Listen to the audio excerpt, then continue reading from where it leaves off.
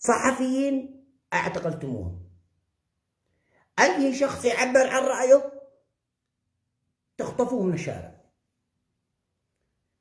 لنا سنة والحرب واقفة، ماذا فعلتوا لليمنيين؟ ماذا قدمتم لنا كيمنيين؟ ولا شيء. من يوم ما عرفناكم يا حوثيين، أنا أكلمكم بالحقيقة، من يوم ما عرفناكم يا حوثيين ما قد رأينا الخير. أنتم مصيبة عظمى، أنتم مصيبة عظمى. العالم يقدم قدام وأنتم تردون ريوس. العالم يتعلم، يتطور، يتأهل، وأنتم تدمرونا، تجهلونا آلام وأحزان. اتقوا الله يا حوثيين. الصحفي أحمد حجر، الناشط الإعلامي أحمد حجر، يتم اختطافه. ليش؟ لماذا؟ لأنه قال إن اليمنيين يكرهوكم. أشهد لله، أشهد لله وعلى كتاب الله أن اليمنيين يكرهونكم كرها لم يسبق له مثيل. الناس جاوا عيد، الناس ما بيش معاهم رواتب، الناس ما حصلوا شو يأكلوا، الناس يعني بحالة لا يحسد عليها. اليمنيين يبكون ويتألمون ويندمون، وأنتم السبب يا حوثيين. لماذا تختطفون الصحفي أحمد حجر؟ لأنه قال إن الناس يكرهوكم. الناس ما يكرهوكمش بس، الناس يلعنوكم لعن، كبيرا وصغيرا، طفل ومرأة، شاب وشباب. اليمنيين كلهم يلعنوكم يا حوثيين ليلا ونهارا، يلعنوكم وهم ساجدين لله، لأنه ما حصلنا منكم أي شيء جميل. ما هو تاريخكم؟ تاريخكم مقابر فقط. هل بنيتوا مدرسة؟ هل بنيتوا جامعة؟ هل بنيتوا مستشفى؟ هل أخرجتم هؤلاء المعسرين اللي بالسجون؟ هل فتحتم صفحة جديدة مع العالم كله؟ قلتوا يا عالم تعالوا، احنا يمنيين، تعالوا ليتحقق السلام.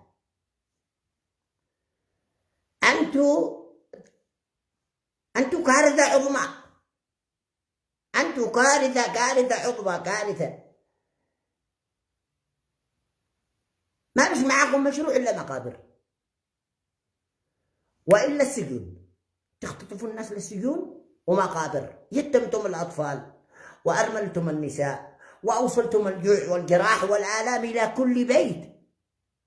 لماذا؟ الله سبحانه وتعالى يقول لمحمد بن عبد الله، يقول له فذكر إنما أنت مذكر لست عليهم بمسيطر إلا من تولى وكفر سيعذب الله العذاب الأكبر. إن إلينا إيابهم ثم إن علينا حسابهم. الله سبحانه وتعالى يقول فمن شاء فليؤمن ومن شاء فليكفر. إنا أعتدنا للظالمين نارا أحاطت بهم سرادقها وإن يستغيثوا يغاثوا بماء كالمهل يشوي الوجوه بئس الشراب وساءت مرتفقا. الله خلق جنة وخلق نار. من آمن بربي وعمل للجنة يدخل الجنة، والذي يكفر بو يكفر بو. ما لكمش علاقة، ما تعذبوش أحد، ما تدخلوش بحد. لم تعذبونا، لم تهونونا، لم تلاحقونا، لم توصلوا الخوف إلى كل بيت. اتقوا الله. أنا ما عنديش معي مكان يا عالم. أنا والله ما عاد بهم. أنا الآن أنتج الحوثيين وأنا بينهم. أشتي أموت ألقى ربي، لأن المعيشة بين الحوثيين أو الحياة عند الحوثيين صعب جدا.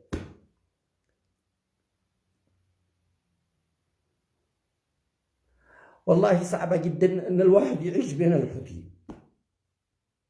لا تستطيع أن تقول أنا يا إلا ويتم اختطافك واعتقالك وإخفاءك. لا تستطيع أن تنتقدهم إلا حياتك بخطر.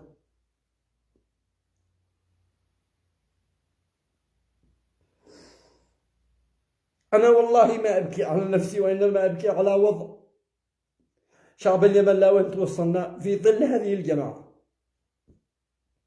العالم يتقدم، يتطور، يتأهل، وهذه يريدون روس، ما بيش معهم مشروع إلا المقابر أو السجون.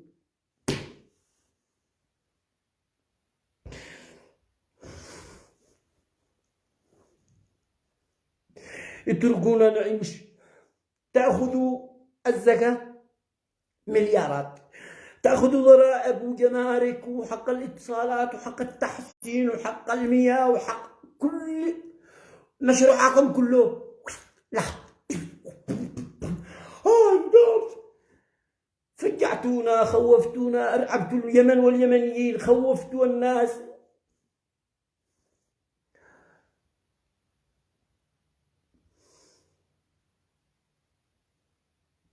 اليوم اعتقلوا حمد حجر، وربما غدا يعتقلوا عيسى العذري ومصطفى الممري وأحمد علا، وسيعتقلوا كل اليمن. والله ما يخلوا صوت. الوضع في اليمن وضع مأساوي، وضع مؤلم. ليت الله خلقني بتل أبيب بإسرائيل. والله لو كان الله خلقني بتل أبيب.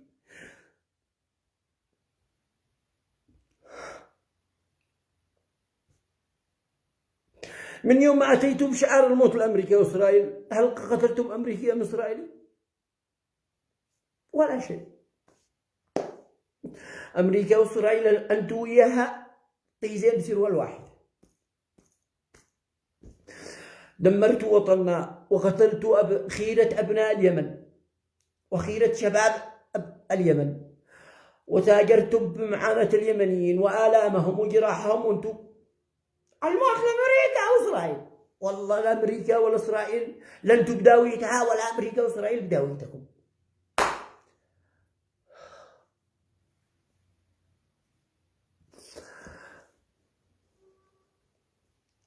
أنتم لعنة تاريخية ستظل ذكراها مدى الحياة حتى يقيم الله الساعة.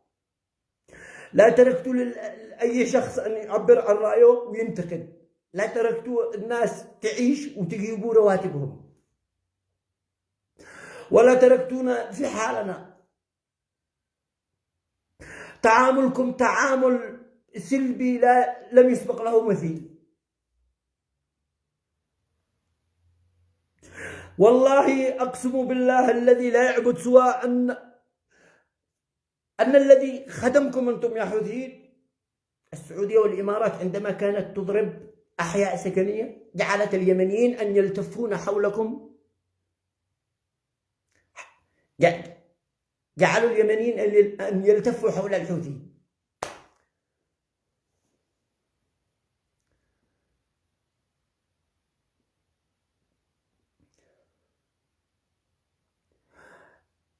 ماذا نقول؟ والله الذي لا يعبد سواه، لو السعودية والإمارات تترك اليمن وشأنها، والله ما يحكم من الحوثي حتى سنة واحدة، لأنه صاحب مشروع قديم يشتري الدنا لعند علي بن أبي طالب والحسن والحسين وأم الجن والعفاريت.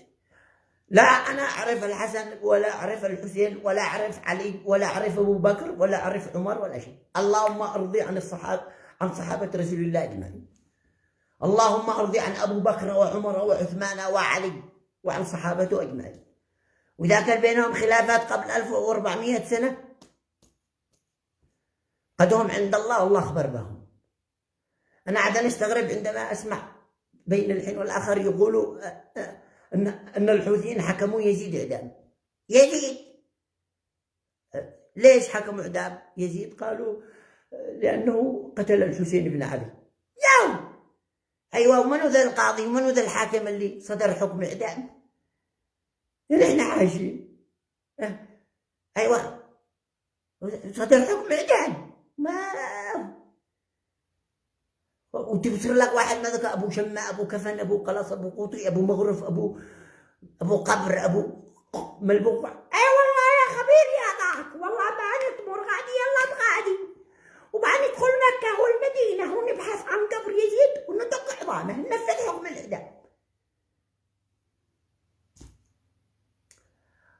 واو، ماذا نتوقع منكم؟ حكمكم يزيد إعدام.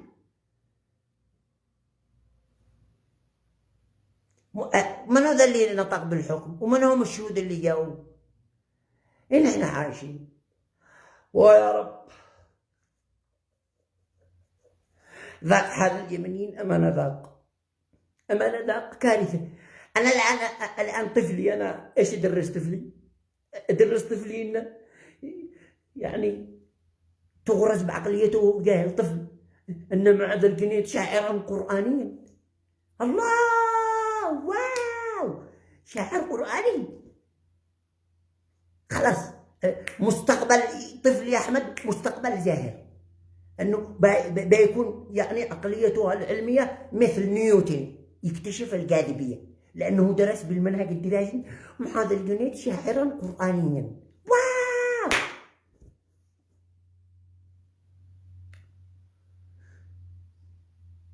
يا عوديين اتركونا نعيش.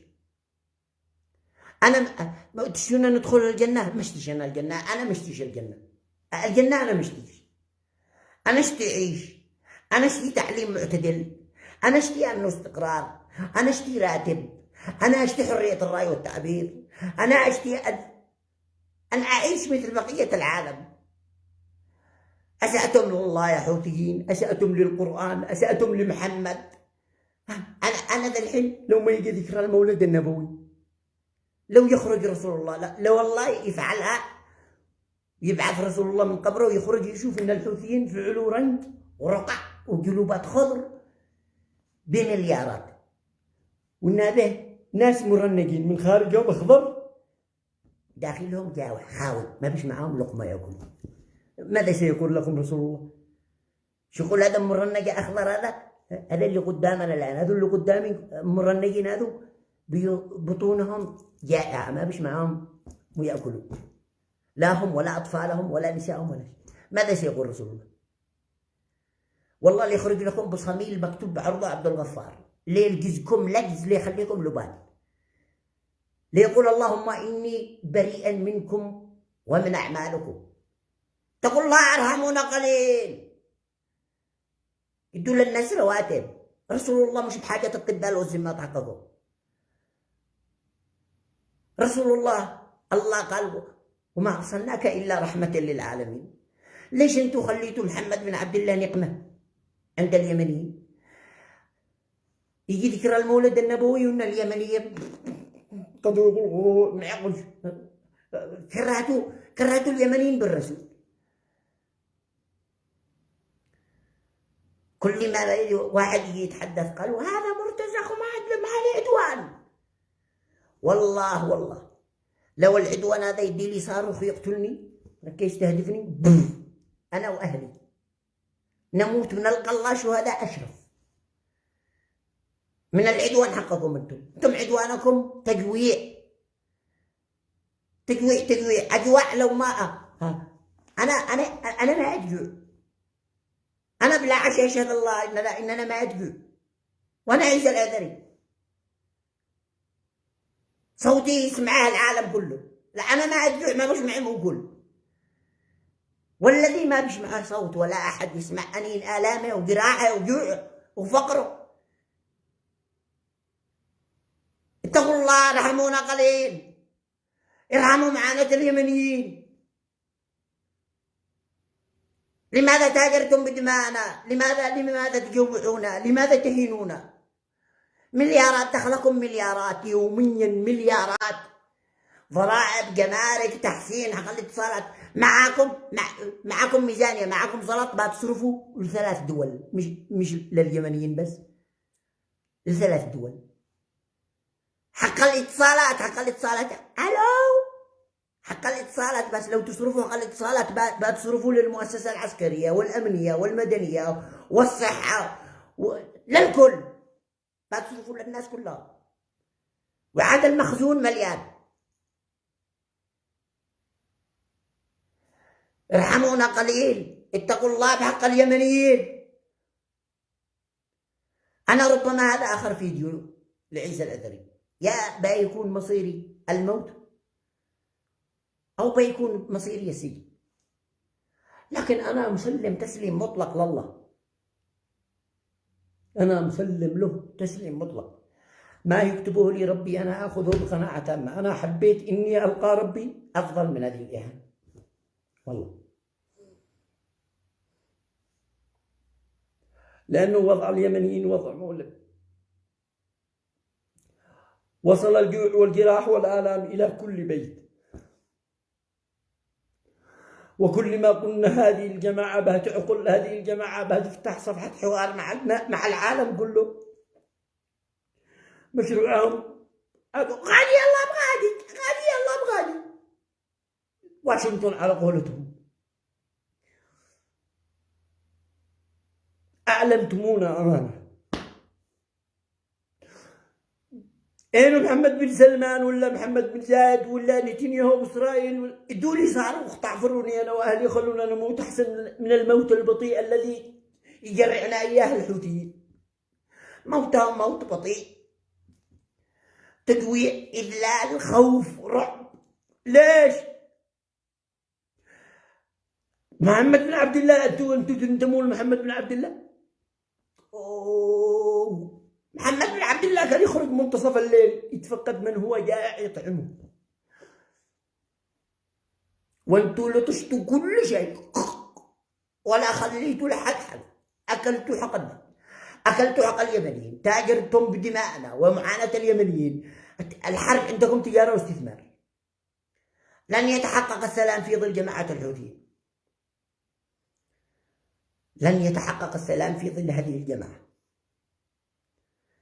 والله يا يمنيين وأقسم بالله إذا ما نوقع يدا واحدة وأن نقول للحوثيين لسنا عبيدا لكم، خلقنا الله أحرارا، لسنا عبيدا لكم. والله يا حوثيين وأقسم بالله أن نهايتكم قد قربت، ليست من قبل السعودية والإمارات، نهايتكم قربت من قبل أحرار اليمن أنفسهم. الجوع ما يرحم، وأنتم جوعتونا، هنتونا وبهدلتونا، ذليتوا كل اليمنيين، ذليتوا العزيز، ذليتوا كم من شيخ، ذليتوا مشايخ العلم، ذليتوا الأطباء والعلماء والدكاترة، ذليتوا كل الناس، جوعتوا كل الناس، هنتم كل الناس. لماذا؟ هنتونا وجوعتونا باسم مواجهة العدوان. ما عادش عدوان، لنا سنة بدون عدوان، ما عاد بش. إين حق الضرائب، إين حق الجمارك، إين حق التحصيل، إين حق ميناء الحديدة، إين اللي تلطشيه كل يوم قش قش قش قش قش قش. لمو تهينونا، لمو تعذبونا، لمو تجوعونا، لمو وصلتوا الجوع والجراح والآلام إلى كل بيت. لماذا؟ رسول الله بريء منكم، الدين والإسلام والقرآن بريء منكم ومن أعمالكم. ارحمونا قليل نعيش، نشتي نعيش مثل بقية العالم. العالم عايش بالقمة وإحنا معذبين وإحنا متألمين وإحنا نشحت بالشوارع. الشوارع كلها تخرج الشارع كلهم مطلبين اديني انا افضلك، انا جاوع، انا ما مش معي، انا لم باذلتونا. ما هو مشروعكم؟ لم تبنوا مدرسة ولا جامعة، ولم تصلحوا طريق، ولم تخرجوا معسر من السجن، ولم تعالجوا مريض، ولم تفعلوا شيء. فعلتم حاجة واحدة، زوجتم 10,000 عريس، خزقكم 10,000 است بليلة واحدة. ليش؟ من أجل ذرين. لأن السيد بحاجتهم يشتي يسرح واشنطن ونيويورك والقدس، تشتوي القادم مفخخ. فخختوا اليمنيين، فخختوا خيرة شباب اليمن وزقيتوا بهم بالحروب. ما اشتيش الجنانة، خلوا الله يدخلني النار، أنا اشتي أعيش مثل بقية العالم. لماذا وصلتونا إلى مرحلة أن نكرهكم بالعلن؟ تصرفاتكم، أعمالكم، خلونا نعيش. ألمتونا، ما فيش حد يحبكم، والله ما حد يحبكم خالص نظيف، ما نحبكمش، ما نشتيكمش، نكرهكم، ما نشتيكمش، اتركونا نعيش. أين رواتبي؟ أنا وكل اليمنيين، أين الرواتب؟ ليش خليتونا نتسول ونشحت في الشوارع؟ لماذا تعتقلوا الصحفيين والناشطين الإعلاميين وكل من يقول أنا جائع يتم اختطافه وإخفاؤه؟ لماذا؟ رسول الله رحمة، رسول الله أرسله الله رحمة للعالمين وليس نقمة وعذاب. أنتم جعلتوا الدين والقرآن والإسلام ورسول الله نقمة وعذاب على كل يمني. وعادكم تشتون نسلم للسيد الحرام الهدى، ما به إلا سلم، مو سلم، قسلم قطيش حقي كله، قرحتموني الدفريجنت كله سنة وأنا بالمركزي، خسرتموني دم عيوني، أعبطكموني، دمركم حياتي. يشهد الله أني كل يوم وأنا من مكان لا مكان عايش برعب. عاد كان معي بيت في صنعاء، صاحب البيت غلقها والسبب تراكم إيجارات علي حق سنة. ما قدرت شنو نسير أنا وزوجتي وأطفالي، ما قدرت.